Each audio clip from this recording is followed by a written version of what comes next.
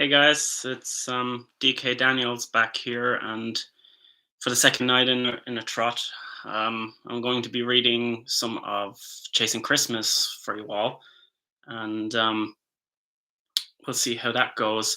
But of course, we'll wait around for a few bits and for folks to show up and whatnot. And if you're interested, you can drop some questions for me in the chat log, and you know.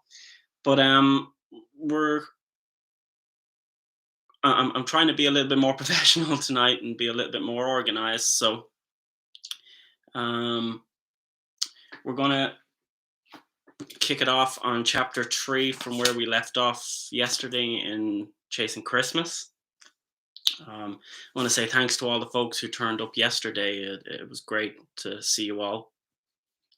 And so chapter 3 is quite a big chapter in this one, and it's going to take some time, but of course we'll get to that. I'll just do a little recap of yesterday for folks who are only tuning in. So we started the prologue and the first chapter yesterday. I was able to squeeze 2 chapters in because the first chapter was quite short, so it worked out that way. But anyway, the first chapter opened up to a boy called Jesse Tillman, who plays the antagonist in Chasing Christmas, and it goes about his life, how he's kind of miserable and he just doesn't want to, celebrate Christmas, and how, you know, kind of hopeless it feels to him.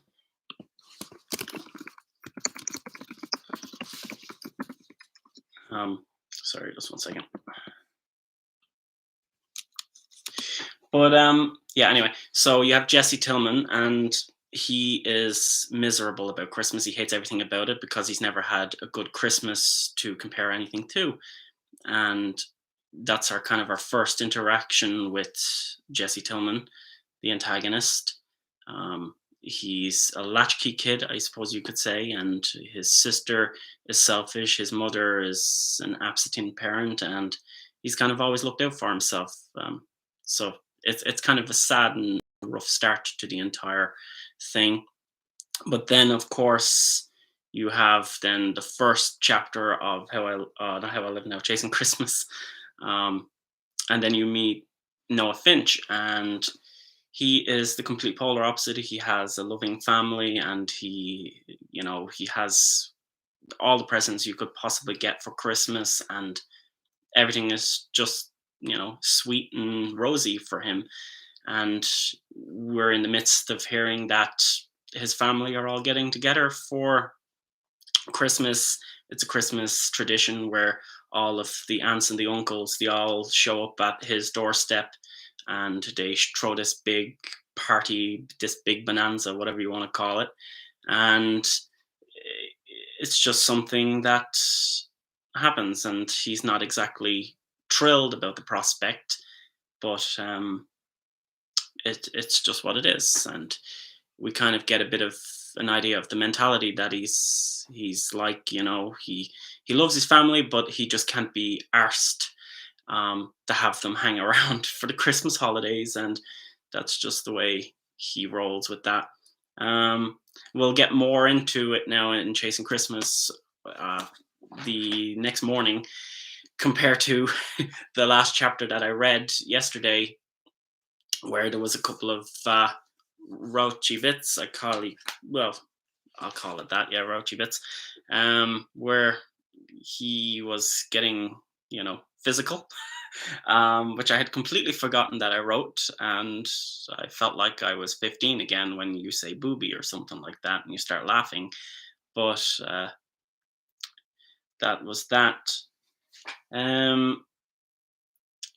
So yeah, I'll just wait for a few folks to turn up, and then we'll make a speedy go at this. I'm not too sure how the turnout is going to go, but I hope folks were able to see the links that I put out. I'm going to be updating all the links on my website on the homepage, so it's easy for folks to see. and also Linktree, which has most of my links on it. If you know where to find that, it's usually in most of my bios on the likes of Instagram or Facebook and whatnot. So if you're following me on one of those websites, you can probably find me. Well, yeah, I don't think it's, is it still Facebook or is it Meta? I have no clue. It's just, it feels very official now, but you know what I mean. But yeah, it's on those couple of websites, and you can find me there. I won't be sending out emails every single day because it'll probably be a bit annoying. So I'll just be updating on my blog and my website mostly, because I don't want to spam folks. But I'll probably touch in with folks probably like once a week or whatever, and all the way up to Christmas, and see how folks go about that. Um, I have a bit of a sheet made, kind of a bit of a template, and we'll kind of talk about a few bits and bobs. I'm trying to be a little bit more organized tonight, and I feel like I'm rambling already, but that's just the way it goes. If you didn't know, also, I have a free giveaway that's coming up for Chasing Christmas. I'm giving away 2 or 3 copies of the book. I think I have, yeah, 2 or 3 copies of the book signed. The only thing you have to do is be on my mailing list. It'll be a random lottery from my subscribers on my mailing list, and that's that's about that. Um, what else was I going to say? But yeah, also about the mailing and that and everything. I was recently down at my post office today, just making sure. I checked with the man Declan, who's the guy who runs the place, a really nice chap. But he said that the last day for international shipping is the 13th of December from Ireland. So if you're in America, I'm thinking of closing the deadline probably around the 10th or something like that. So if you're not on my mailing list and you haven't signed up by then I'll just have to not include you in that vote or whatever it is for whoever was already included beforehand to get the lottery or whatever. If I can't make it, if I can't ship it to your country, I'll hold it for you until your country opens back up with the mailing. I know Australia has some problems occasionally now, the last year or two, of shipping stuff to Australia. So I'm not too sure whether there might be problems, but I'll try my best. But we'll give it another 2 minutes or so, and then we'll start the first chapter, the third chapter, the first chapter of the evening. Let's hope. I'm assuming we're only going to get through one chapter because this one's a beefy one. But yeah, so there's that. While I have a few minutes to kill before I start, I just thought I'd include a self promotion of some sort there. If you're kind of getting into the Christmas spirit like I am, and you have the Christmas tree up and some decorations up, let me know if you have some Christmas decorations up, and maybe what to name these 2 guys over here. My boyfriend and me bought these 2 guys on Monday, I think it was. So these 2 guys need names. So if you have any suggestions, maybe we can find a name. But yeah, other seasonal books that are in my arsenal, if you're interested. I'm not going to push them on you or anything like that. But if you're looking for other Christmas stories, I also have a short story called The Gift, which is about a homeless dude and a young boy on New Year's Eve. I believe it. I think it's New Year's Eve, or is it Christmas Eve? It's somewhere around there. About a homeless guy who makes the ultimate sacrifice to save a young boy who's homeless. And it was inspired when I went to Brighton when we went to see Libra in 2017, 18, I think it was. And I saw so many homeless people living on the streets, and my heart went out to them. And I had to write a story about it. I knew when I got back, I said, hey, I have to write a story about this. And that's what happened. And then I also have Dumbstruck Part 2. I have Dumbstruck Part 2, which Joe from The Gift turned up um, from The Gift as well. So he's the homeless guy in Dumbstruck Part 2, if you haven't actually noticed that. So it's just a little nice tidbit. I'm trying to include everybody in all different types of worlds as well. Um, from all the whole world is kind of like a multiverse, but all the stories are trying to be connected now somehow. I don't know how it's working, but it's just working. Um,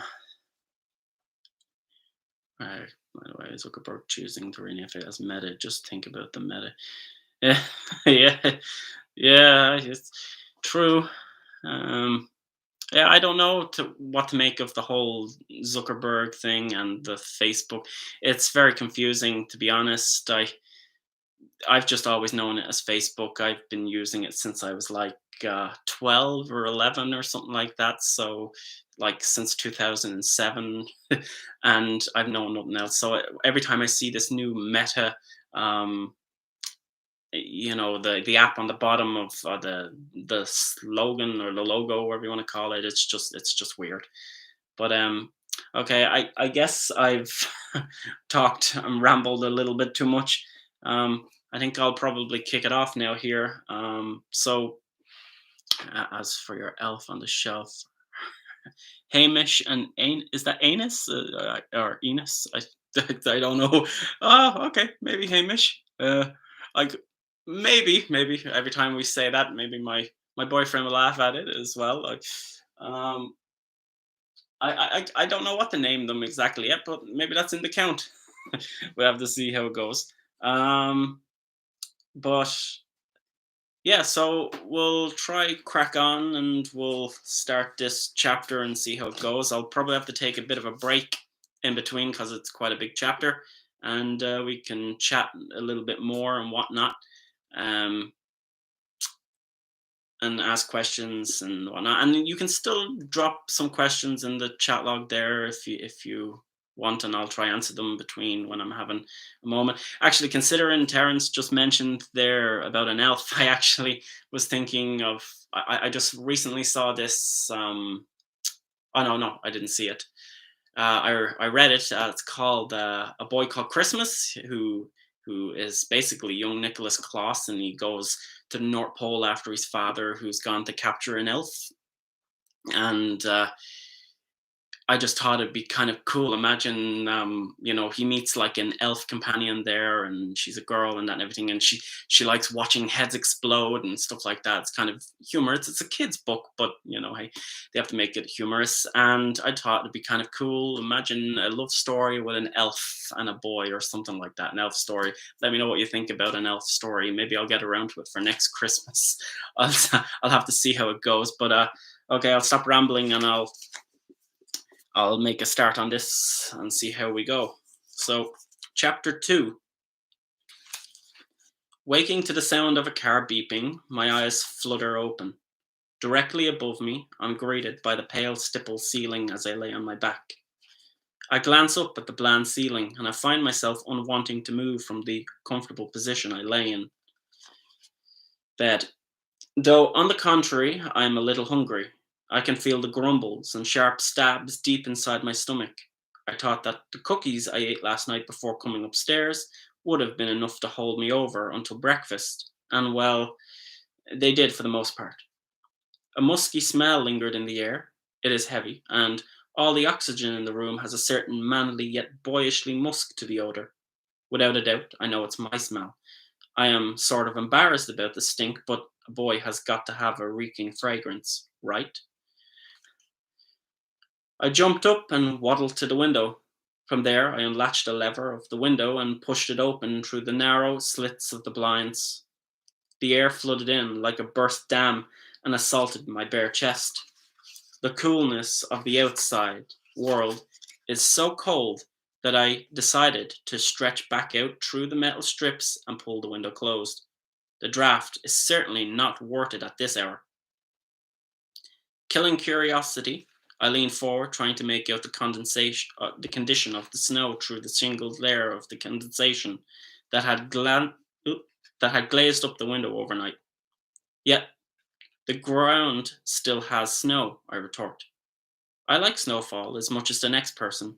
It is nice to look at, and it is excellent for the day or so, but after, when it starts getting sludgy, mucky, and swampy, I simply don't care anymore. It becomes a danger to whoever decides to venture outside the door. Just last week, Mrs. Harper from school slipped while walking from her car to the school parking lot on the short distance to the entrance. She broke her arm in two places and needed to be rushed to the hospital. As saddening as it was to see such a likable teacher falling in such circumstances, falling, I smirked at the double meaning. Okay, maybe it's not as funny as I thought, though, but the double meaning part is rather humorous. The circumstances of falling into a situation by falling is enough light humor to make me crack a smile at least. Though, as much as it bothers me to see a lovely teacher in pain, I did enjoy the two free periods I had as a result of it happening. Jumping back to the present, I recall my time and place. I'm still standing at the window, and the cool breeze that was once coming in from the cold December outside the house still lingers on my exposed shoulders and sensitive nipples. The cold is so icy that my nipples are beginning to sting. Hurrying over to my bedroom door, I pluck up the t-shirt from last night and pop it on over my head. The tin fabric, the thin layer of fabric is enough to shield me from the cold incursion on the exterior, though I wish Mom had the heating on because it is like below freezing in here, and well, that should be against the law or something that she does not have the thermostat turned up. Twisting around and checking myself out in the mirror on the back of my bedroom door, a pale, stark figure, almost a ghostly bluish in creation with elements of white skin, stared back at me. A young boy's body stood in the mirror, semi naked, with flakes of chestnut brown hair that set delicately across a small forehead and glances back at me with deep green eyes. He stood petitely.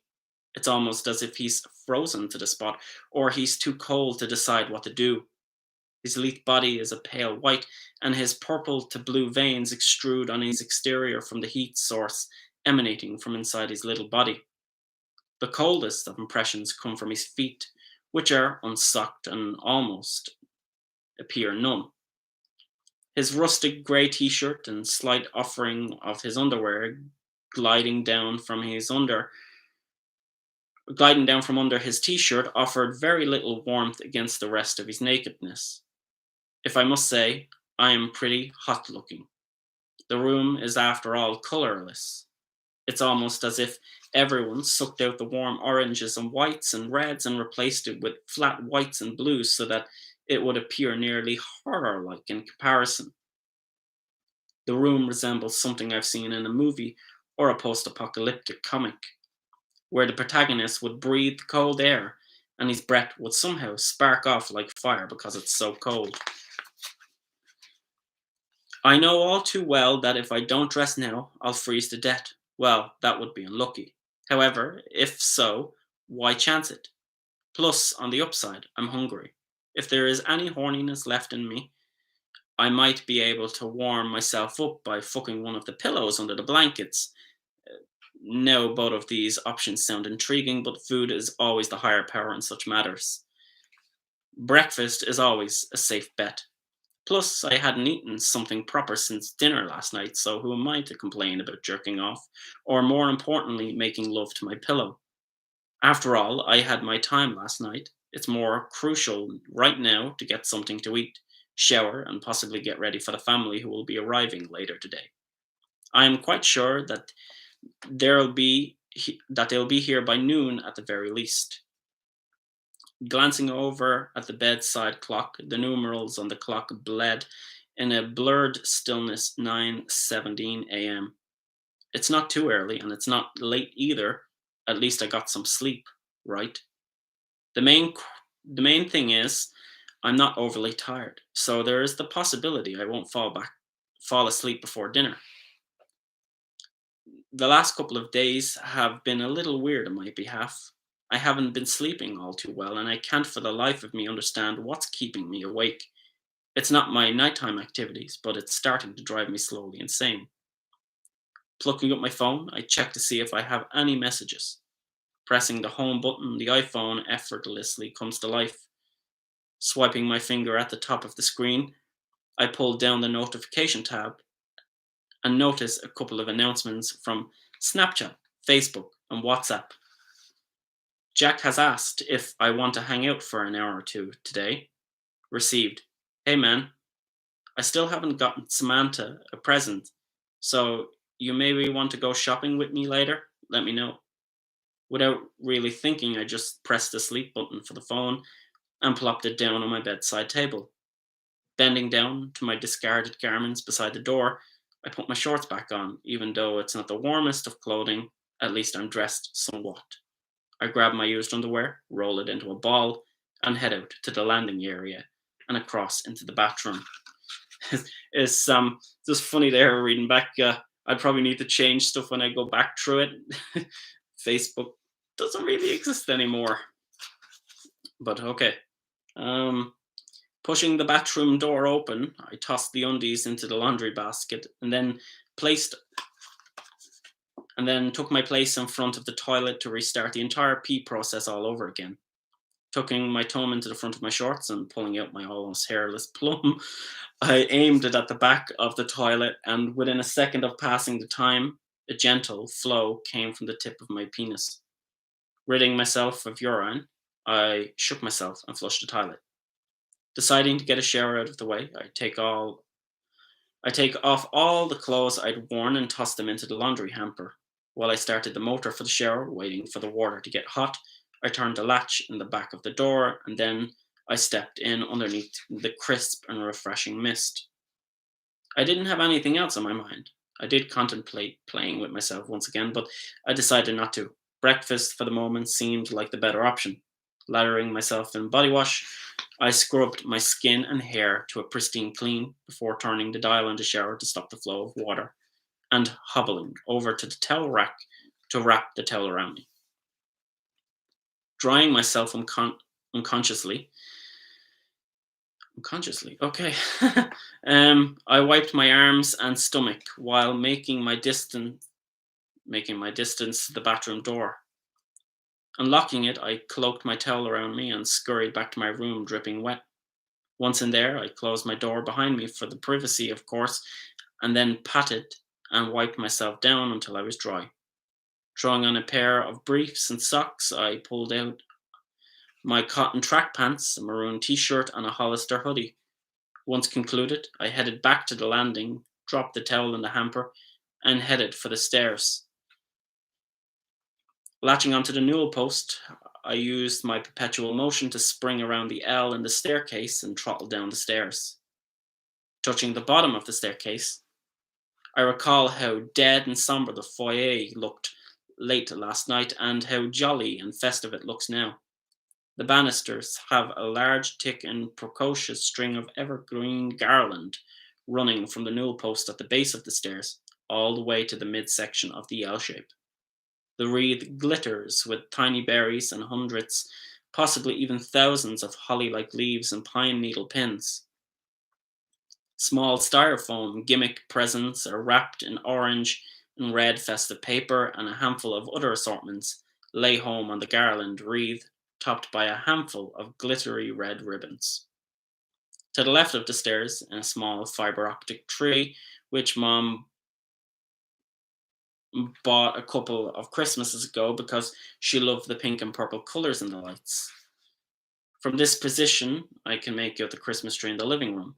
It takes up the entirety of one corner in the sitting room, and from where I'm standing, it takes up the entire doorframe worth of view. Christmas cards line the radiator cover in all forms of snowmen, angel, and snowflakes. And of course, Santa. Just glancing at them makes me think and understand how popular my family is around town. My parents are pretty much a well-established family. Everyone knows my mom, and that kid. Oh, sorry. Everyone knows my mom and dad. Folks even know Thomas, but not me. I'm just that kid who belongs to the family. I'm not hugely popular. Yeah, sure, people know who I am, and they know who my family is, and That is pretty much cool for the most part, but they don't go out of their way to get to know me like they do with my brother. Other than that, mom has a couple of nice festive rugs down on the wooden floor through the hallway and the living room. It really does amplify the holiday feeling, even though I don't believe anymore, because, well, I was told, of course, that Santa is not real. It still feels magical somehow. Looking at the decorations gives me a sense of warmth and happiness. A couple of bags in various shapes and sizes are sitting by the hall door. They look weird, almost out of place. Well, they are out of place because they are someone's belongings. Is the family here? I thought. No, they would have surely woken me up by now. I'd hear them surely. They are like a circus rolling through town when they arrive. Plus, no kids are running around the house yet. I would have inevitably woke up to the sound of the twins laughing and messing. Grandma could be here. That can explain it. Um, I'm actually just realizing um, I'll actually have to get around to cleaning this book up because I haven't actually over the last year or two now I've actually taken a lot of time out to clean up all my older projects and that and everything. But this is actually one book I haven't actually cleaned up and fixed, so um, that's a good thing to know that I'll be updating that so you can look forward to a revised version. Um, but yeah, um, okay, so moving on. Stepping to the left, I aimed back and walked underneath the staircase and into the kitchen, inhaling deeply. Something is cooking. I can detect it, and it smells delicious. Breakfast, I think. Thank God Mom is up and preparing food already. The aroma is so mouth-wateringly tasty that my stomach is beginning to growl. Approaching the door, I glanced to look at the pictures of past Christmases I experienced when I went to see Santa. The images of my brother and I revealed the both of us at the awkward ages from 3 up to possibly 10 years of age, sitting on Santa's lap to tell him what we wanted for Christmas. It appeared to be the order of business back then. And then, boom. Dazed for a moment, I shook my head as a result. Did I walk into the doorframe? I should be paying attention to where I am walking, but come on, those were some cute baby pictures. I was a little heartbreaker when I was younger. In the last photograph I remember glancing at, I recall being toothless and smiling at the photographer, though then I hit something. Glancing up, I lifted my head gradually toward the obstacle in the way. Before I can make out what it is, Before I can make out what it is, the impediment speaks to me.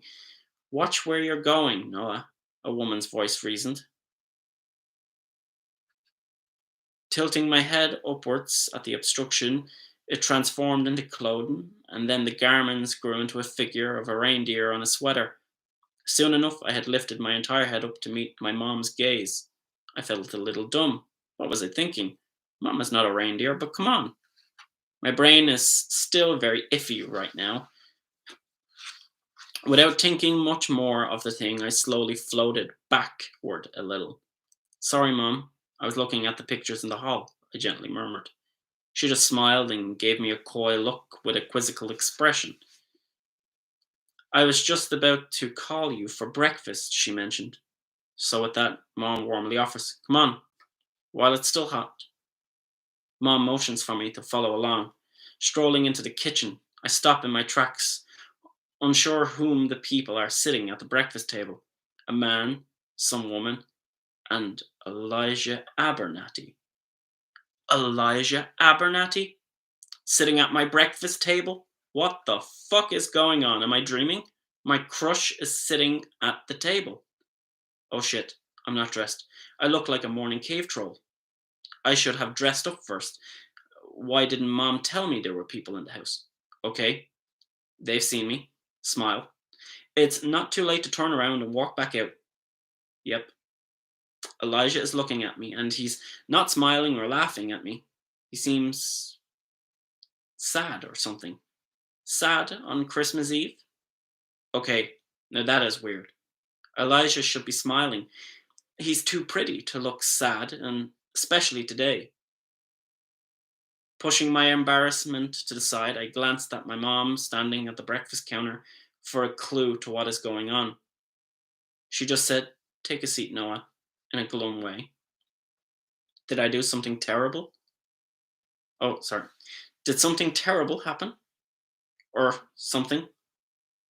I felt myself beginning to get a little anxious at the strangers in their house. They looked sad, and my mom looks a bit concerned about something that she was not telling me about just yet. Did something terrible happen? Did Dad hit their mailbox or something? Or did Thomas impregnate their dog? I found myself beginning to smirk at the last thought, and seeing as it was inappropriate, I pushed the idea of my brother screwing an animal to the back of my mind because the mood in the room is stale and depressing. Doing as Mum asked, I stumbled forward toward the table and pulled out the seat next to Elijah and plopped down groggily on the chair. Elijah didn't even say as much as a word to me. He just ignored me for some reason. What did I do to make him not like me? Did I say something to offend him in school? I smirked, which is highly unlikely because I hardly talked to him. Fuck, maybe something bad happened and he didn't like me smirking. I shouldn't have done it. His entire family is quiet. Plucking up a fork beside my placemat, I began to tap the upturned end of the fork against the cork board. The man, whom I've never seen before, stroked the woman's hand tenderly on the far side of the table. I presumed it is his parents. They all genuinely look distraught. Noah, can you please stop that? Mom stated sharply. She held two plates, one in each hand. Doing as I'm told, I lay down the cutlery atop the table, causing a jangle as they flopped to the surface. The attention of the entire room is on me. Even though they are not looking at me, I can sense their inside voice making up their mind for my disturbance. Mom set down the two plates in front of Elijah and me. There you go, boys, Mom said. A silence was introduced in the room for a couple of seconds as she wandered from the table back to the countertop. That's what the gorgeous smell was, and I approve. Sitting in front of me is a plate of quesadillas. The plate is stacked to the brim, side to side with them. Each is filled with a handful of different vegetables and ingredients: onions, peppers, guacamoles, and other assorted ingredients include shredded meat and cheese are stuffed into the wrap. Which, without thinking of anything other than how delicious this is going to be in my mouth, I hunch over the plate and start hungrily plucking up the quesadilla. Gripping it tightly in my fingers, but not too tightly that it will cause it to break, I lift it to my mouth and chow down on it. I stop at half bite to savor the sweet taste of the spicy flavor before resuming the chewing and washing it back into my mouth for further mastication. Mom asked the couple sitting on the other side of the table, "Are you sure you don't want anything to eat, Suzanne?" To which the woman just slightly smiled and says, "No, thanks. You've done enough for us already." I must admit, that was a weird interaction. What's going on? Is someone going to tell me, like, anytime soon? The woman seemed thankful for her response, and it was the only smile I had seen in here. But it wasn't a smile. It was one of those smiles that you give to someone who is trying to be helpful even though you want to be left alone. Shifting my attention to Elijah beside me, Elijah remained slumped in the chair. He didn't utter a word to his parents or me. The cheek! Elijah didn't even touch any of my mom's cooking. Something is wrong, I know it. I just stared at him, appreciating his beauty. His sadness still shines through, though. His tousled, dirty brown hair is most definitely in need of a comb, and his soft blue eyes look tired. His face seems sunken, dirty, and cold. Moreover, his plump, perched and compressed lips are tightly shut together, almost to the point that it looks like he is pouting, but he isn't sulking. His heart-shaped face and soft features always manage to put a smile on my face every morning in school, but seeing him without one seems wrong. Mom took a seat at the head of the table with a cup of coffee and glanced at me and then the woman. It's going to be okay, Susan, Mom announced. At the same time, she reached out and cupped her hand over the woman's hand in part support. You have a place to stay for Christmas, hon, and as long as you need to get back on track, Mom pressed on. Mom turned to Elijah and she gave an easy smile. She tried to be as helpful as possible about what was going on. She reached across and ruffled Elijah's hair and pressed her jaws together so hard that her dimples showed, though it was a look of grief. Why don't you eat, sweetie? She said. She glanced over toward me and said with blurry and stressed eyes, Elijah and his folks are going to be with us for Christmas, she announced before getting caught on her words. Confused as to what was going on, I looked from Elijah to his parents and then back to my mom. What happened? I asked, finally daring to approach the topic and addressing the elephant in the room. Mom glanced at Susan, which she must be called Susan because she said her name twice. An accident happened with their home, Mom vaguely said, glancing down at my plate and shifted both of my eyeballs to the top of their sockets. I brooded for a moment. Like what? I asked. Mom opened her mouth to give me the reason as to why they are here. However, she could not seem to get anything out.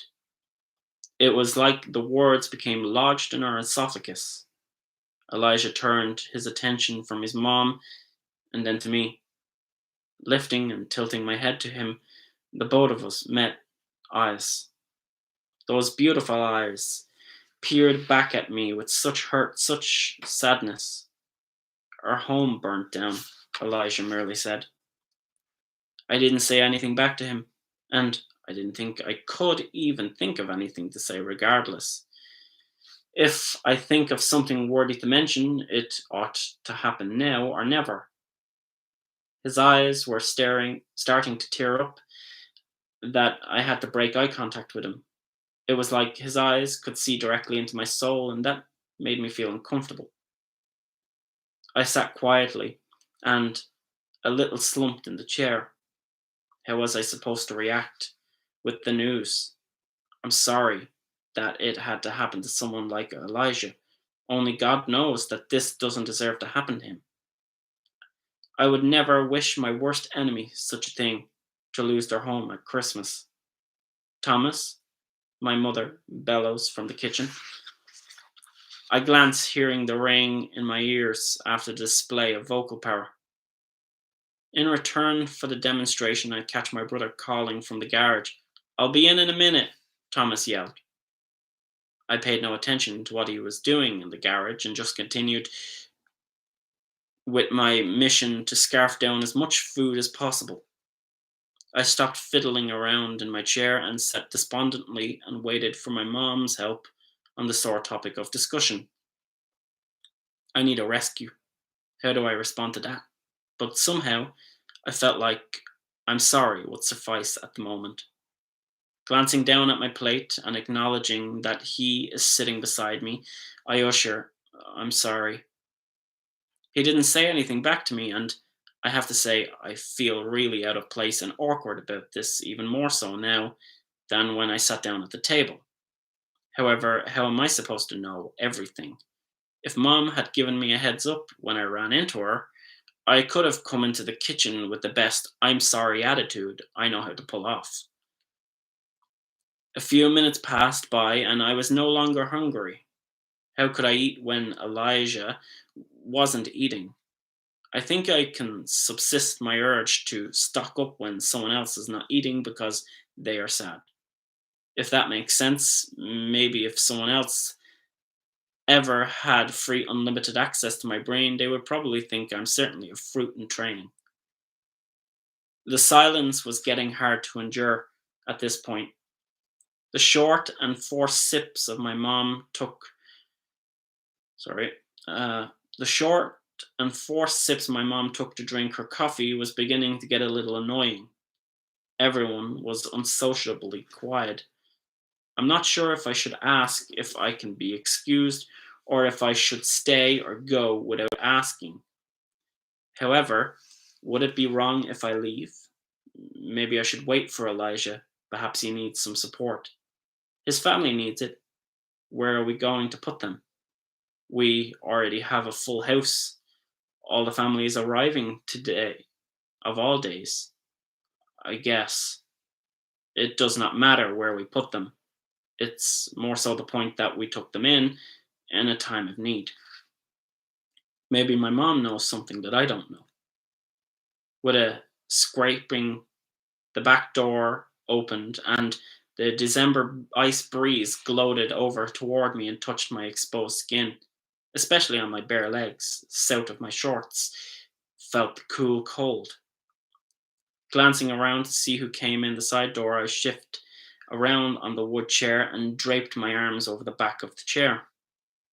Mom, my fingers are frozen. Dad has me on the roof fixing lights to the gutter. Thomas protested. Smirking at him, I held myself together and tried not to make a big deal out of it. Thomas glanced over toward me and just gave me a crooked grin.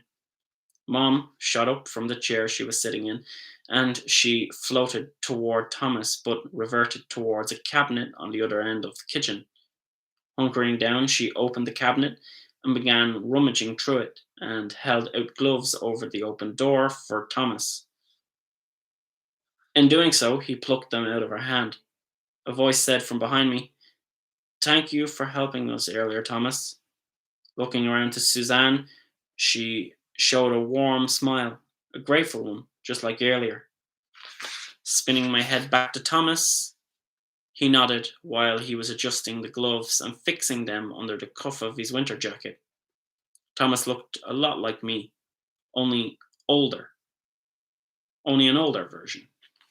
With his skinny stature, a brown mess of hair, green eyes, and freckled face. Other than that, there were virtually no difference between the two of us, other than he is a slight bit more mature at his age of 16 years old. Mom inquired, "Are you okay?" in conjunction with the gloves. Sorry, are they okay?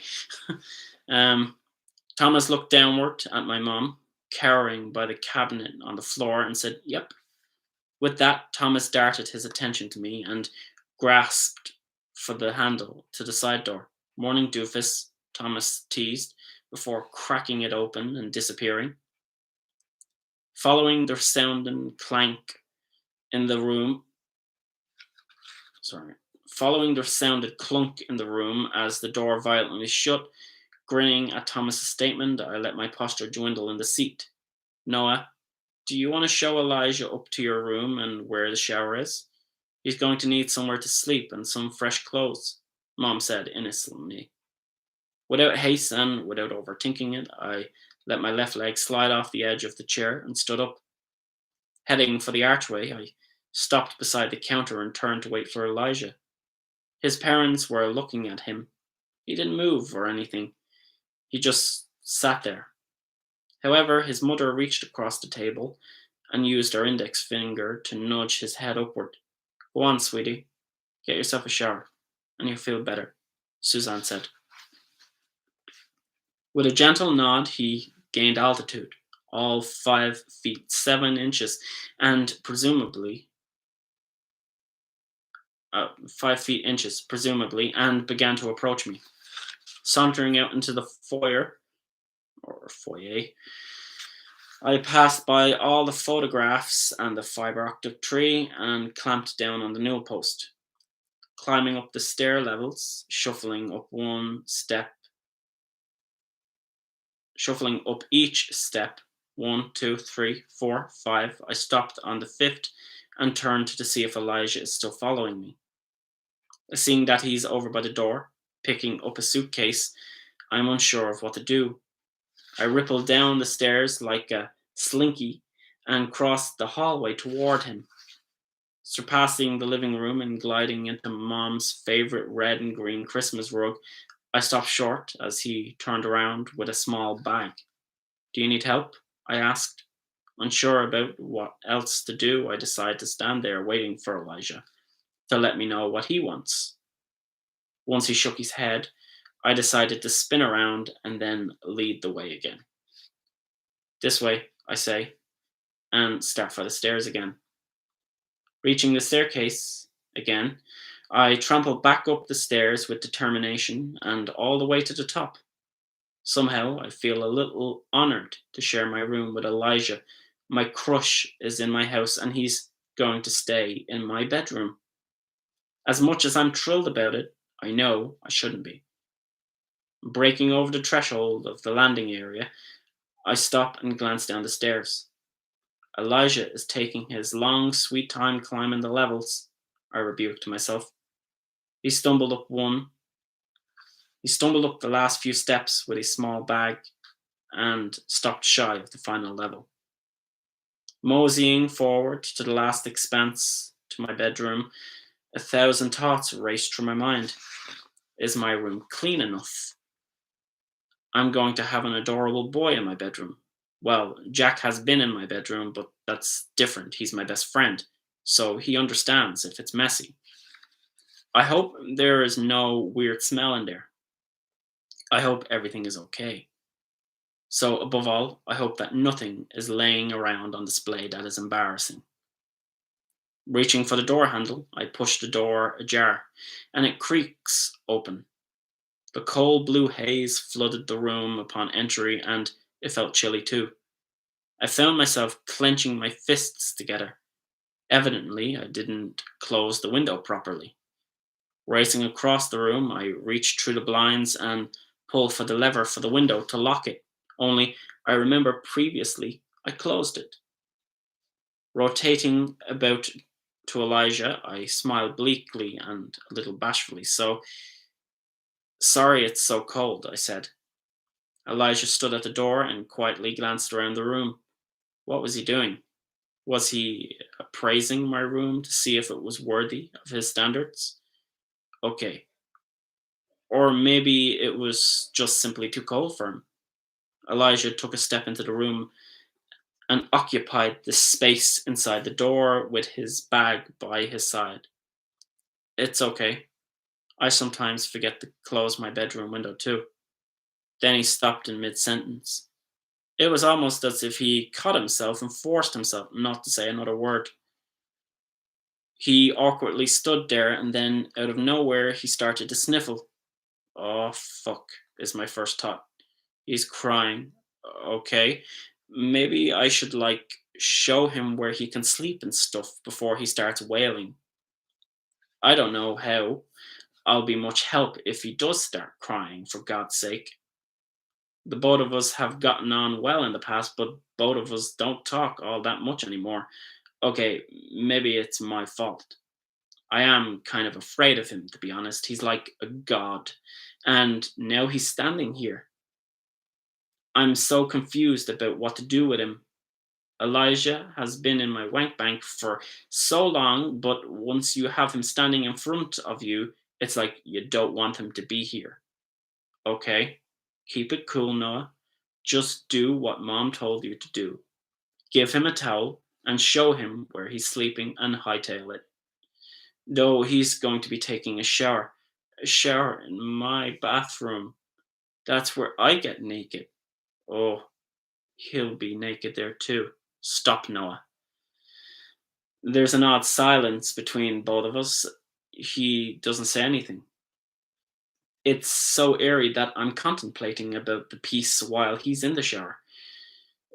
Deciding to break the atmosphere, I point to the bunk bed and say, I'll get you a towel for your shower. So you can choose any of the beds.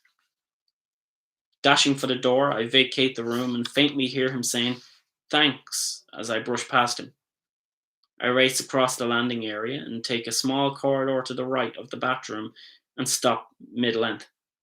Pulling open the linen closet, I looked around. looking for towels in the general area. I knew I'd find them. Locking onto a towel in sight, I gripped it with my left hand and shut and swung the door with my right. Marching back to the bedroom, I stopped outside the door and peered into Elijah. He sat on the end of the bottom bunk, jiggling on the bottom with his bag beside his feet. It was almost as if he was judging if the mattress was soft enough. Pushing forward, I crossed the threshold to the bedroom and closed the distance towards him. It is a little weird to think of another boy sleeping in my bed, and, well, Elijah just picked my bed of all places to sleep. I guess I should stay quiet and let him have it for now. Okay, maybe I should just let him have it for the entirety of his stay. I can sleep in another bed, right? Holding out the towel to him, I said, "The bathroom is directly across the hall." He nodded meekly, and my heart faltered in my chest. Deciding to ask if he needed clothes, I asked, "Do you need clothes?" To which he hesitated for a moment and then nodded. "I'll find you some clothes while you're in the bathroom," I said, feeling a tingle in my stomach at the prospect of being helpful. Gripping the towel, his finger brushed the backs of both my hands. His hands were freezing, like utterly ice cold. If we had been a little more acquainted, I would have reached out and started warming them up for him, but since I don't really know him anymore, I refrained from that course of action. "Thanks," Elijah said. Raising, he started for the door, and then stopped before exiting. Turning in a little bit of a fumble, he asked, "Directly across the hall, you said?" Giving him a warm smile, I floated to him and pointed at the closed door on the far side of the landing.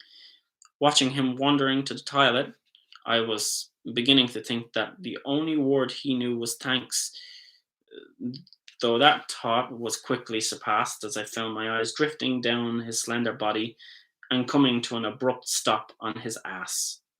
His ass is firm, and he is so fit, so it's like totally hot.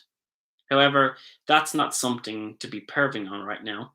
The guy just lost his home, so stop thinking about getting into his pants, Noah. Giving him a little wave as he turned to close the bathroom door, I strolled back to the bed and sat down for a moment. Elijah Abernathy in my room. If only I had someone to tell. Imagine being able to say to people that one of the hottest boys in my school is showering in my bathroom, and the best part about it is he is naked. Rubbing my crotch to relieve an itch, I lay back on the bed and began to dream of my fantasy. Oh, how the water would flow from the shower nozzle, bless his head, before streaming down his scrunched and scrutinized expression, past his closed eyes and beautiful eyelashes, then further down his glistening velvet skin to his abs. Reaching down, I readjusted myself unconsciously, and then we went back to my dreaming. Where was I? Oh, yes, his beautiful abs. Well, I imagine he has abs, right? Someone that dreams, someone that beautiful has got to have abs, and he's like a dream boy, so he has to have them. Just thinking about him in the shower, butt naked. Yes, his butt is fine. Reaching down again, I become a little flustered as I came to the realization that I was hard in my shorts. Where did the boner come from? And more importantly, where are the boner police? Sitting up, I pushed the palm of my hand down into my lap and urged it to go away. Contemplating just how much longer Elijah is going to be, I stood up and raced to the other side of the room and stopped shy of the door. Popping my head out the narrow slit, I listened. Good. The water is running. Tugging at my erection, I leaned against the door, trying to think what needed to be done next. Well, I think he's going to need clothes when he's finished. So, with that, a new spark of motivation shot through me, and I casually made my way towards my built in wardrobe. Hoping that the horniness will all go away by the time he came back to my room, I yanked open the door and started rummaging through the wardrobe. What can I give him to wear? I thought. Pulling out a grey hoodie, I looked at it and decided against it. I liked this hoodie and pushed it back into the back of the closet. Pulling out a zip track top, I thought for a moment and decided that it was not my personal best list. It was not on my personal best list and tossed it to the bed. Reaching back in, I further rummaged and found a t shirt. Flinging the white shirt over my head to the bed, as I did with a pair of skinny blue jeans, which I believe are about his size. He is about my height, and he looks to be the same sort of build as me. So that has got to be somewhat good, right? Rummaging through the sock drawer, I fish out a pair of fresh socks and a couple of pairs of underwear for him and set them on the bed. I'm not sure if he has his own underwear, and personally, I'm not sure if I should give him my underwear, but what if he has none? Well, it's cool anyway. This is fresh underwear for Christmas. Mom bought a couple of new packages of boxer briefs for me before the holidays, so I guess I'm giving him new underwear. So, no biggie. Pulling out a pair of my shoes, I pulled on my Adidas sneakers and started back for the bed. Plucking up my loose clothes, I set them across one of the rungs of the ladder to the top bunk at the side of the bed. Deciding actually to make the bed, I flattened out the rump of the bed and set the sheet and duvet back into place before venturing up north. Skinning the duvet and blankets back, I straightened everything out and flipped my pillow around to the far side. I don't know why I do that, but I think it's just common sense to flip the pads so that you don't have a breakout of pimples. That would kill me right now if that happened. Imagine waking up next to Elijah on Christmas morning and he saw my horrible pimply face. Elijah is going to be here for Christmas with us. That almost sounds unbelievable, but it's actually going to be. But it's actually going to happen. Oh my God. Pulling the blankets back up over the pillow, I set one of my loose pads on top of the bottom pillow and then placed the clothes back on the bed. Wandering from the bunk, I plucked up my phone and checked the time. The phone silently came to life with a picture of myself and Jack skating at Millennium Park a couple of days ago. I never ice skated before, and he took me along to the city to try. There aren't many good skating rinks in Winnipeg, though those were his words. However, I must say the evening felt almost magical. I thought I was going to regret it, but I didn't. It was actually fun. Somehow, I think I'll do it again. I did have to hold on to Jack for most of the evening, but when I got the hang of things, my mom took a picture of us, and all the images that she could take, it shows our goofy side. I'm not sure what sort of facial expression I'm pulling, but it looks to be a one of being terrified, but joy is still present.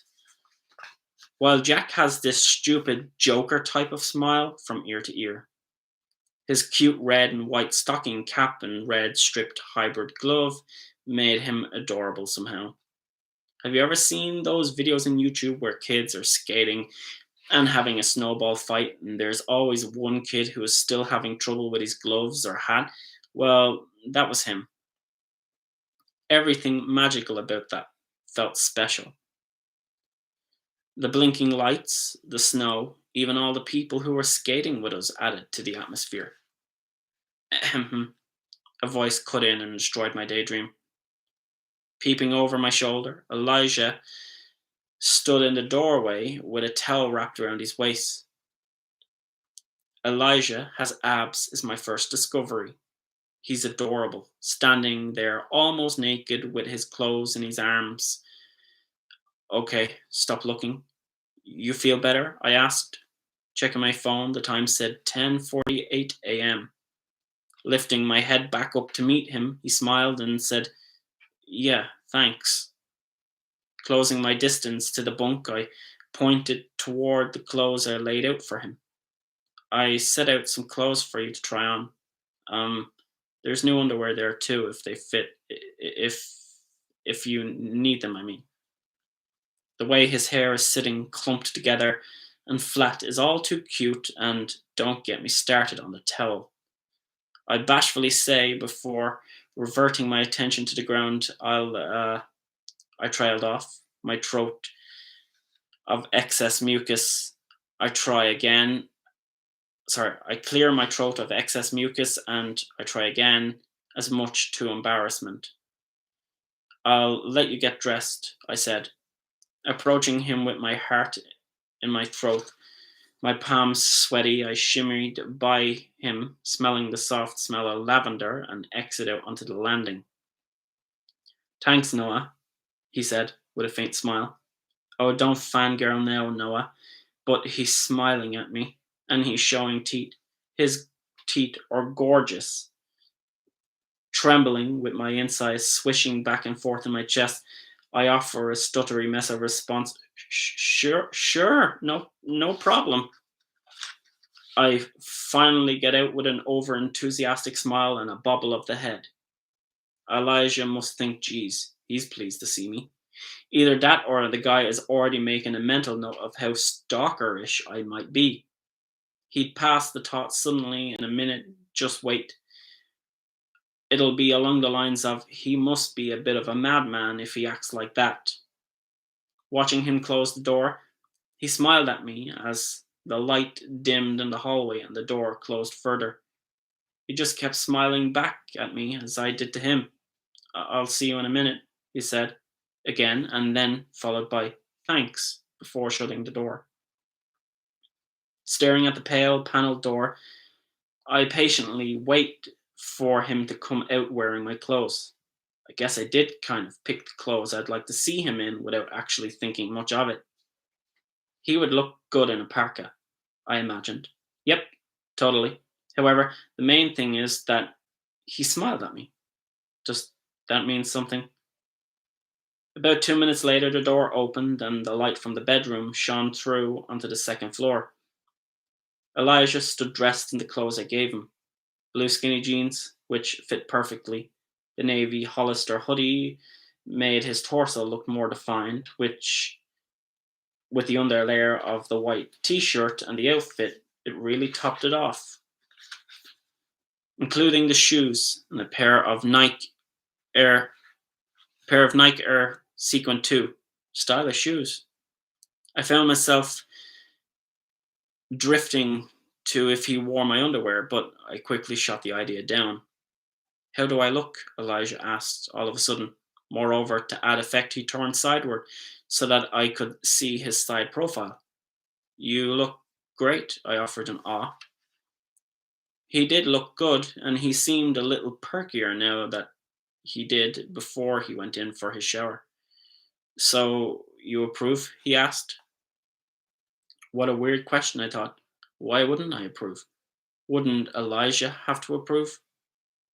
They are, after all, my clothes, so if I bought them, then I must approve of something, though they do look a lot better on him than they could ever look on my bony ass.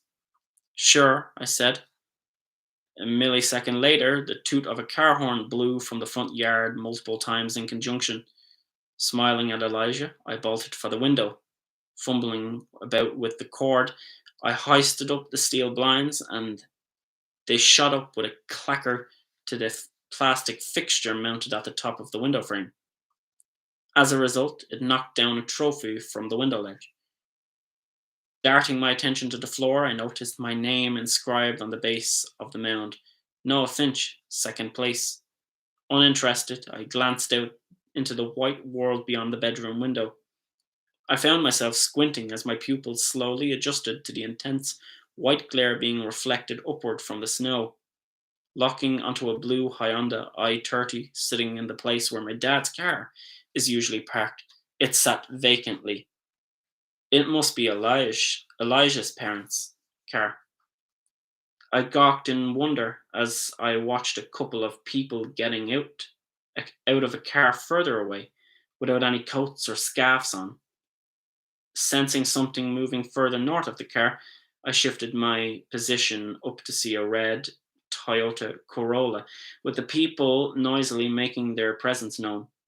They seemed very jolly and happy to be where they are. The family is finally here. Pushing away from the window, I started for the door, forgetting about Elijah, and raced out onto the landing and stopped before I got to the top of the stairs. Looking back, I glanced back to Elijah. "Come on," I said, shouting giddily. "Are you sure?" Elijah asked. Breaking away from the stairs, I ran back to Elijah, gripped him by the wrist lightly, and I guided him gently with me out of the bedroom, down the stairs to meet the family. I couldn't wait to introduce him and to see Lucas. Okay, I'll just take a minute now. Where's my bookmark? That was a long chapter. My eyes have gone funny. So, 1 second. So, things are starting to kind of really heat up now. We're starting to get to see the family and whatnot. Um, I actually, when I was writing that scene, I actually had recently watched a film called Krampus. I think it was, and what's her name? Kathy Bates, I believe it is in the film, and it's about this entire mad family all getting together for Christmas, and the brother who comes up is just obnoxious, and I just wanted to kind of recreate that, and I thought it would be a bit funny if it kind of had like mixtures between that and what's the National Lampoon's Christmas Vacation, where what's it, Eddie turns up in the RV, and I thought it'd be kind of amusing to have some similarities between that, but of course make it my own style because I wanted it to be more family orientated, more so. The family really cared about each other, and there was always like this rivalry between the cousins as well, a small bit between Lucas and Noah. They forever forever going back, they've always insulted each other, and it was just always kind of like a little game. They always try to better each other every year with who can come up with the best insults of calling um, each other. I remember doing a Google search of a couple of years back when I was writing it, of the worst insults you've ever called your friends or your cousins. And I remember I went through so many of them. So I had quite a few where I laughed at them, and then I landed on fish face, and I don't know what it was, but I just crackled and I just broke. And that was going to be Lucas's nickname for Noah, Fish Face. And I don't know why, but that just seemed amusing to me at the time. But yeah, coming up, the scene is actually slightly inspired by those Christmas movies. If you've never seen Krampus, it's a Christmassy comedy horror kind of thing. If I encourage you to check it out, it's a bit there. It's a Michael Dougherty film, so he's done a couple of weirdy kind of films, like he did Trick or Treat for Halloween. So if you kind of like uh, that kind of weird kind of style, but with attention to detail, yeah, it's good. Um, but so far, the book is going okay. We're about 50 pages in now, so we are making some progress, but still quite a bit of progress to go. Um, I hope everybody is enjoying this, who's showing up, and it really means a lot to me that you are all showing up, and I hope you continue to show up. I'll be trying to put the links on my website and whatnot every evening, and I'll try make another live, like a scheduled live stream event after I end this stream, so it should be all live for you to see and whatnot. But yeah, definitely check out my link tree and my website. Just make sure, in case you don't hear from me and you are freaking whether I'm still going through with it. I'm planning to go through with it every evening so that I can finish it. I'm going to try commit myself to finish it I wrote Enos, but was thinking Eggsy after the character in Kingsman. Their name reminds me of husband. You mind your husband about breakfast, Hamish and Eggsy. Oh, okay, Hamish and okay, no, I get it. I get it now. Yeah. Actually, I've never seen The Kingsman. Ironically, I'm a big movie buff, but I actually haven't seen that. I know I have such a big list worth of films to get through, and I've even said that to my boyfriend that I am watching no more TV series. It's only time for movies because I haven't got the time to binge watch any more like Netflix originals. Like they just drag the ass out of TV series, and I haven't got the time for that. Because I'm trying to be a little bit more productive with my life.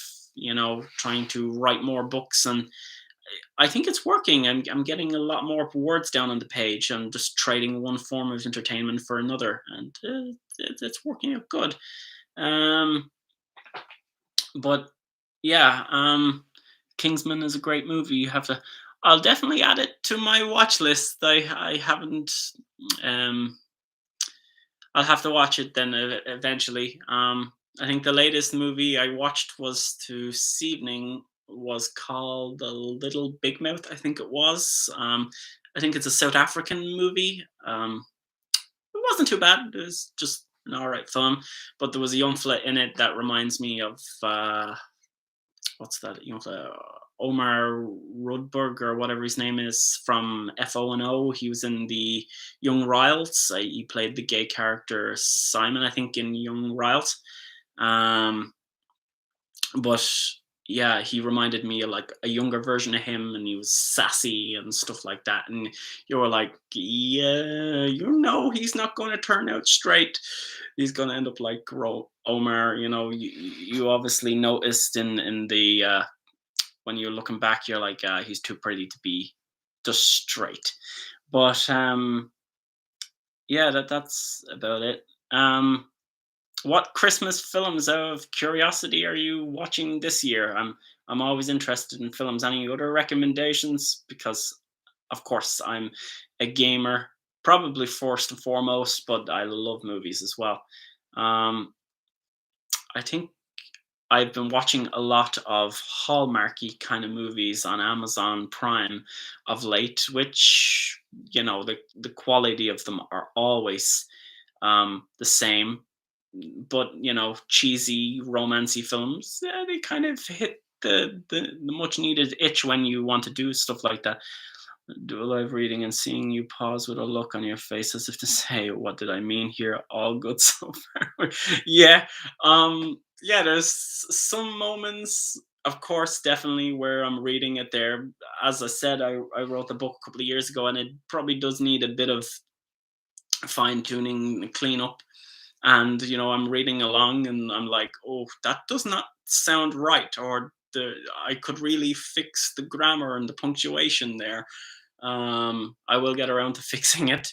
Um, but yeah, one of the things I noticed while I was reading, I hope nobody else noticed, but I'm going to tell you now anyway. It was unconsciously, which is supposed to be subconsciously. Um, that's just something. But then again, I guess as an author as well, when you read your own work, you start to notice things that not everybody notice straight off the bat. I seem to, once I start reading after a book has been released, when I open it back up and I start noticing, oh Christ, there's a lot of errors in here that I didn't see. And this is after like 5 or 6 people have gone through and edited it meticulously, and like between all of us, we edited like 10 or 15 times. It's like ridiculous, and there's still errors. Like which book was it? I think it was You and I edited probably about 15 or 20 times, and by the end of it I was fed up of the book.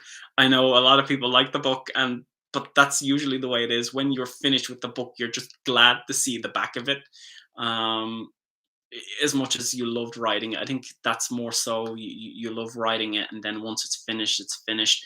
Like Stephen King, he describes when he's finished a book, a very funny thing how he describes it. He describes it basically all the books on his bookshelf are like dead skin, and it's my sort of kind of humor. It's dark humor, of course, but now when I think about it, every book I write is just kind of like, oh yeah, that book. Yeah, I remember writing that book. But I'm writing this other book right now, and this is more enjoying. Um, but yeah, that's the general consensus of it. What else was I going to say? Uh, I'll probably sign off soon because I don't want to keep taking up everybody's day, or night. I'm assuming. Well, it'll probably be what, about 4 o'clock in New York in America, is that? Or no, yours about 4 or 5 hours behind me. Uh, Australia and stuff, I think, usually be about midday, maybe. I think these are about 10 hours ahead of me now. So, um, but yeah, there's that. I know everybody's time is very precious, and I don't know whether people would just want to see me ramble on for another hour or anything like that, but it's been very swell. I really enjoyed. I was going to say Skyping, live streaming with you. Um, I'm really having some fun with it, and I hope everybody else is having a bit of fun with it. It's definitely something new. Um, if it keeps on, maybe I'll do a couple of I'll do a couple of my other books and whatnot. Like I have quite a few stories now, but of course, getting around to it is a time-consuming matter. Maybe once Christmas is over, I'll break into some of my other back list or whatever it is. Um, if you are interested in that, you can let me know. Maybe I'll get a better camera. I'm just using the webcam in my computer, my laptop at the moment. I know it's probably like a potato, but at least you can kind of see me and hear me, so that's the main thing. But yeah, thanks as well to the folks who turned up last night. It means a lot to me, and I hope I'll see you again tomorrow night if you will have me back again. Um, and don't forget, you can sign up to my mailing list. I'm trying to get more people on my mailing list because some folks are missing, like my updates and that and everything. And I just, I want folks to be in the loop if you are interested in the stories that I'm sending out. FYI, my newest story that just dropped there about a week ago, Better With You. I'm not sure if anybody has read it. Let me know what you think about it. If you liked the book, it's a small counter tie-in part two, as they say. It's kind of a standalone thing, but it's about this kid trying to overcome whether he wants to pursue his hobby or whether he wants to pursue love and whatnot. So yeah, there's that. But anyway, I'll love yous and leave yous in a few minutes. As an editor, I remind myself and others editors to disable programs like spell check and Grammarly as the audio correct, even corrected text. Yeah, I don't use spell check in the likes of Word. I absolutely hate it. It's never been really good for me. Well, probably small things like punctuation probably helps, but like the likes of that, I've never liked it. I've been using it for as long as I can remember, and I've never liked it. I do throw some of my chapters into the likes of Grammarly, and it takes like the big errors out of that and everything. But then of course, I'm more thorough now, and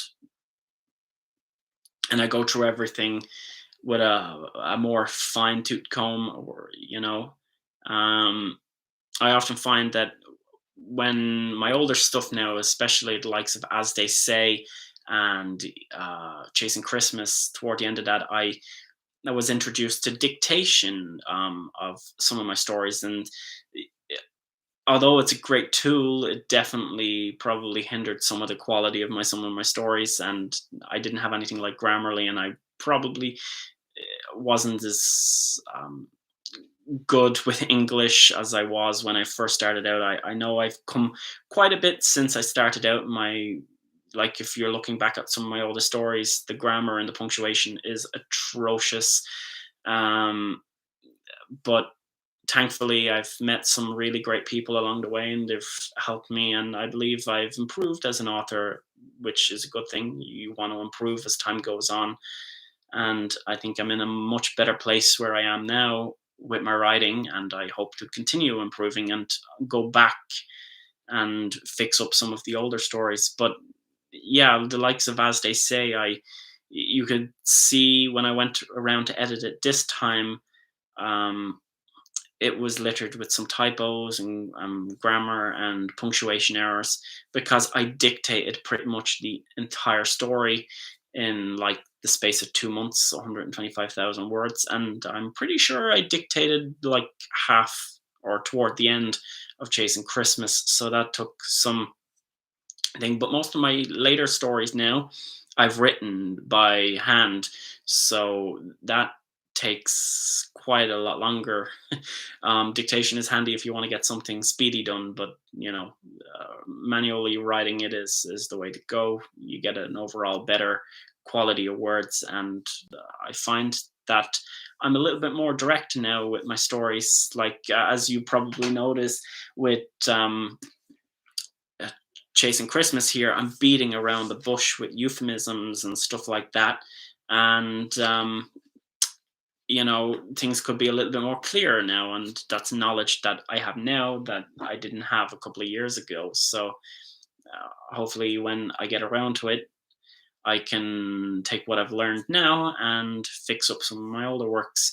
But I am almost out of the woods with that. I made promised myself in 2019, I think it was, to edit everything that I had already written before I wrote more, because it's taken me this long just to get through everything that I've already done.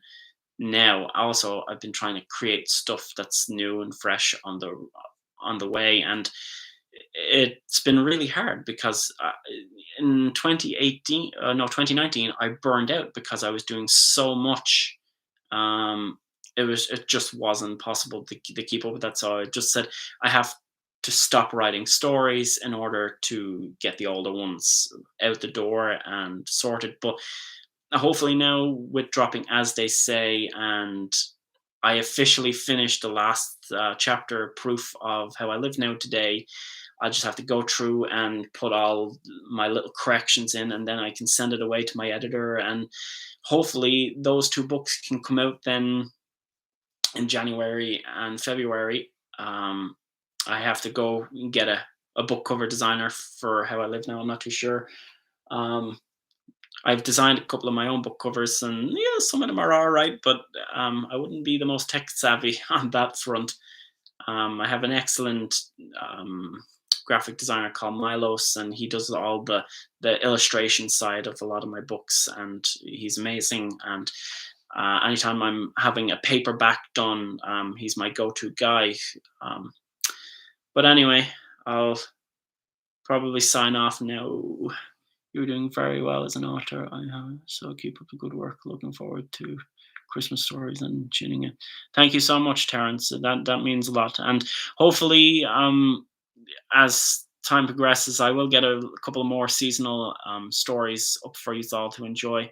I had originally mentioned to my boyfriend this year of trying to push out a short story for Christmas. Uh, Not so much a teenager kind of one, but more a father and a son, a lone parent, and he meets this really hot doctor, and the two of them have a bit of a romance. And it's the kid that brings them together. I thought that'd be also cute, but I was like, yeah, I don't know whether I have time, so I had to see where that goes. But maybe next year. I definitely have more Christmas stories coming. When when I get these other two books out of the way, I definitely will be writing more or less all new stuff. So I'm looking forward to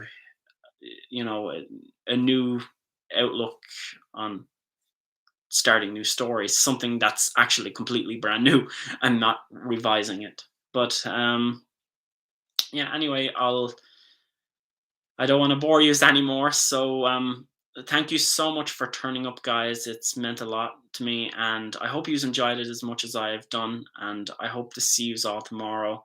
You can find the details on my website. I put it on the homepage, and I'll be setting up a link for the live here after I end the stream. But yeah, I hope to see you tomorrow, and don't be afraid to drop any more questions tomorrow. I love talking to you, and if you have any questions about any of my books or stories or anything in general, I'll try answer it. You know, but be warned, no cheeky ones, okay? I have a limit. No, no, I'm messing with you. I'll try answer some personal questions as well if you have them. I'll try my best. But anyway, I'll see you tomorrow, and I hope you have a good evening wherever you are in the world. And I guess that's it. So goodbye, and I'll see you tomorrow. And I hope you have a good evening and day. Or yeah, okay, bye bye.